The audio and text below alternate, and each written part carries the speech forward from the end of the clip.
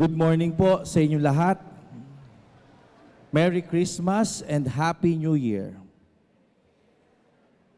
Parang ayaw nyo nang bumati ng Merry Christmas, no? Batiin nyo katabi ninyo ng Merry Christmas and Happy New Year. Ayan, no?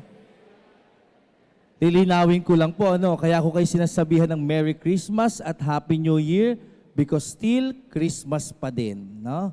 Ang Christmas season ay matatapos sa January 8 pa. Okay? This coming Sunday, we will celebrate the Epiphany, and then kinabukasan, January 8, Baptism of the Lord. Kaya pagkatapos pa lang ng Baptism of the Lord, kinabukasan, January 9, doon pa lang po babalik sa ordinary time. Kaya po, pwede pa kayong mamasko. No? Makakahabol pa. Hanggang January 8, Pasko pa. Okay? Kaya sinasabi ko sa inyo, Merry Christmas and a Happy New Year kasi Pasko pa at pamasok na tayo sa bagong taon. Kapag pumapasok sa bagong taon, ano madalas ninyong ginagawa? Pag bagong taon, mayroon di ba kayong mga ritual? No? Yung mga bilog-bilog, no? Kinakailangan tumalon. Sino dito yung tumalon pero wala pa rin itinangkad? Mayroon ba sa inyo ganon, no? Yung talon na ng talon, no? Alam nyo, minsan sinasuggest ko na from 10th floor, tumalon kayo pababa. Sigurado tatangkad kayo niyan. Yung inoperahan na talaga yung binti nyo, no? Sigurado mas lalaki kayo kasi dadagdagan na yung binti ninyo kasi pilay-pilay kayo, no? Madalas iniisip natin yung mga ganyan. Pagpapasok ang bagong taon, may mga ritual, may mga paniniwala, may mga pamahiin, at gustong-gusto nating ginagawa yan. Para bagang ang swerte ay nandun sa bilog-bilog. Ang swerte ay nasa pagtalon. Ang swerte ay dun sa ritual. No? Madalas ganyan yung nangyayari sa atin. Pero ngayong taon, no, marahil sasabihin natin, mas mainam na isipin na ang pagpasok ng bagong taon ay pagpasok natin sa taon na kaloob ng Diyos. Kaya po isipin ninyo, no, kahapon walang pasok, January 1, ngayon January 2, may pasok agad. Sino pa yung ang isip ay nasa bakasyon? Meron pa ba sa inyo? Gustong-gusto nyo talaga pumasok ngayon? Excited na talaga kayo? Nakakatuwa naman. Ito yung pinakamagandang trabaho, ito yung mga pinakamabubuting empleyadong nakilala ko. No? Kayo lang. No? Kayo lang yung empleyadong nakilala kong napakabubuti kasi gustong-gusto nang pumasok. No? Samantalang yung mga empleyado namin, no? Dahil sila ay nakabakasyon na, unang tanong, Father, pwede bang magbakasyon pa sa January 2? Siyempre, dahil kami pare, maawain, kaya yes. No? Sabi namin, may trabaho ba tayo ng January 2? Wala naman, Father. O sige, tuloy nyo pa yung bakasyon ninyo. Magpahinga pa ulit. Pero kayo, no? January 2, gustong-gusto nyo nang bumalik, no? Nakakatuwa naman sa inyo. Mahirap din naman pala ang plastic sa buhay, no? Tandaan ninyo, nasa Quezon City kayo, may bayad ng plastic dito, ha? Dos, no? Kaya huwag masyadong maging plastic, mauubos ang allowance ninyo, no? Kaya yung ating ginagawa po ngayon, no? Tayo ay nagmimisa sa unang araw ng ating pagtatrabaho sa taong ito. At yun yung una nating ginagawa. Una tayo ay nagpapasalamat sa Diyos, humihingi ng tulong sa Diyos, at umaasa sa Diyos na sana itong papasok na taon, itong pumasok na taon, 2024, ay puspusin tayo ng biyaya at pagpapala ng Diyos.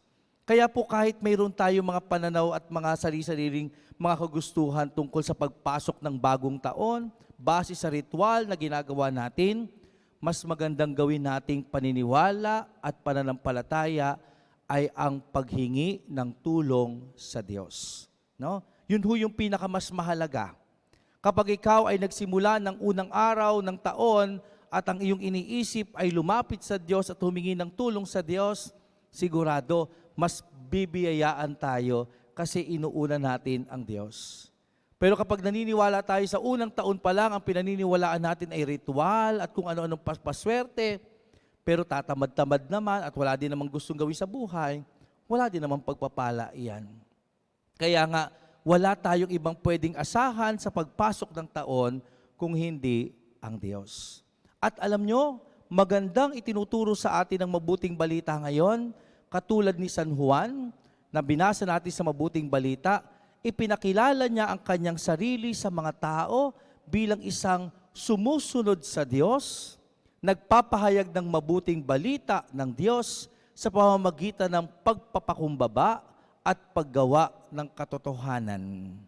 Siguro po yan yung magandang baunin ninyo ngayong taong ito, na tayong lahat ay sumusunod lang sa Panginoon. Wala tayong pwedeng sabihin na ako ang masusunod at ang Diyos ay makikinig sa akin. Lahat tayo susunod lang sa inuutos ng Diyos sa atin. Katulad ni San Juan, siya ay nauna bago si Kristo ay isilang. Pero sinunod niya ang utos ng Panginoon na ihanda ang daraanan ni Kristo. Kaya si San Juan, bagamat siya'y sikat na at kilalang kilala at popular, pero yung paglilingkod niya at pagsunod niya sa utos ng Diyos ang kanyang ginawa. Wala siyang ibang inisip. Hindi niya ipinakita na dapat siya ang masusunod, bagkus siya dapat ang susunod sa plano ng Diyos. Kaya si San Juan, ipinakilala niya yung kanyang sarili ng may katotohanan. At sabi niya, hindi ako yung hinihintay ninyong magliligtas sa inyo. May darating pang higit na magaling at kinakailangan sa buhay ninyo maliban sa akin. Kahit si San Juan, alam na niyang importante na siya sa mga tao, pero ipinakilala niya ang kanyang sarili na mayroong pang higit na mahalaga kaysa sa kanya. Kasi nga, sumusunod lang siya sa plano ng Panginoon. Kaya yun yung maganda na ipinapaunawa sa atin ni San Juan. Tayong lahat, susunod lang sa kalooban ng Diyos. Kaya itong taong ito na pumapasok na tayo ngayon sa 2024, lagi niyong isipin, araw-araw, susunod tayo sa kalooban ng Diyos. Magpapahayag tayo ng mabuting balita ng Diyos sa pamamagitan ng paggawa natin ng kabutihan sa ating kapwa. Yun lang yung ating dapat maging plano sa buhay. Susunod sa Panginoon, at gagawin ang utos ng Diyos ng may pagsunod o mayroong pagpapakita ng pananampalataya sa Diyos.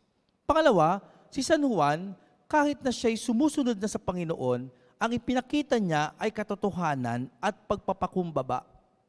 Hindi siya nagmataas sa Panginoon, bagkus ipinakita niya na hindi siya karapat-dapat. Sabi nga niya, hindi ako karapat-dapat mag-alis ng tali ng kanyang panyapak.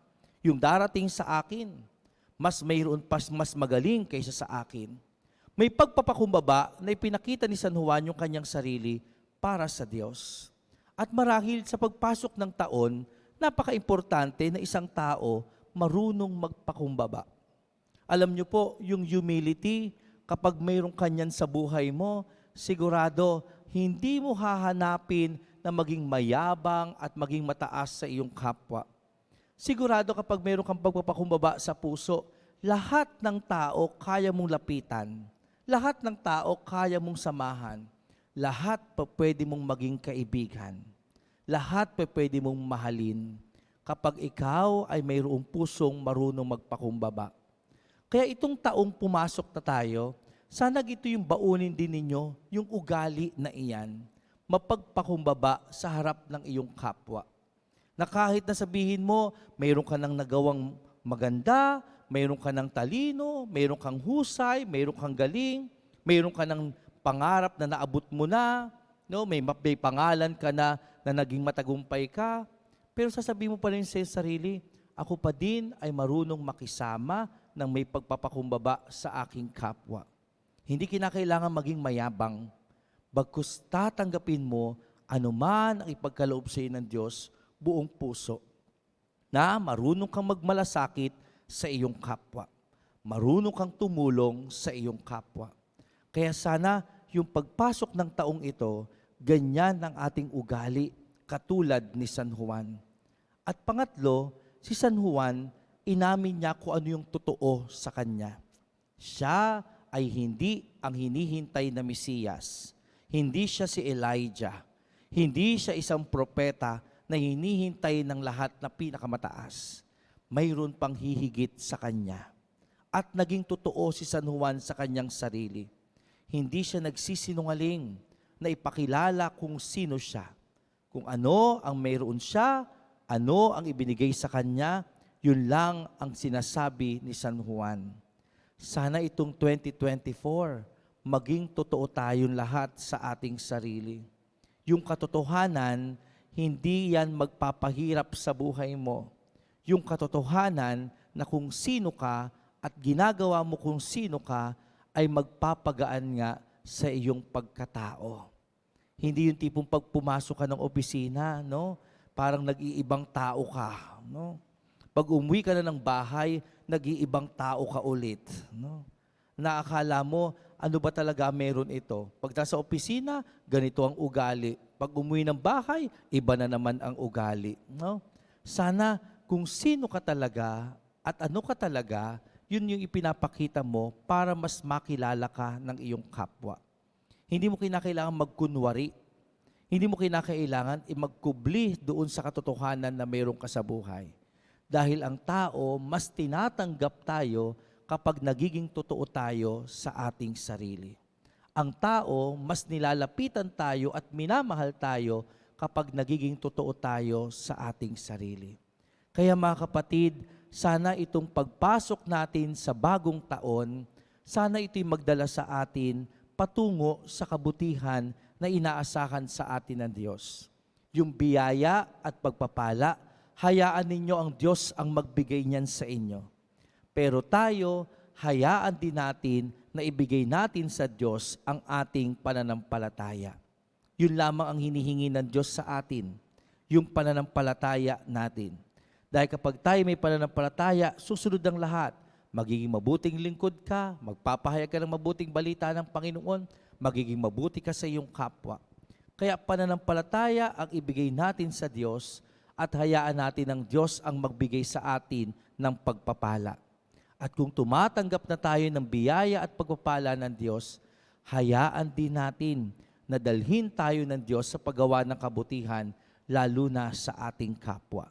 Kaya sa misang ito, sa pagsisimula ng ating bagong taon, sa pagsisimula muli ng ating pagtatrabaho, bilang biyaya sa atin ng Diyos, tayo ay magpasalamat at humingi ng tulong sa Panginoon na gabayan tayo sa buong taong ito. Puspos ng kabutihan, katotohanan at pagpapala ng Diyos. Amen. Tumayo tayong lahat.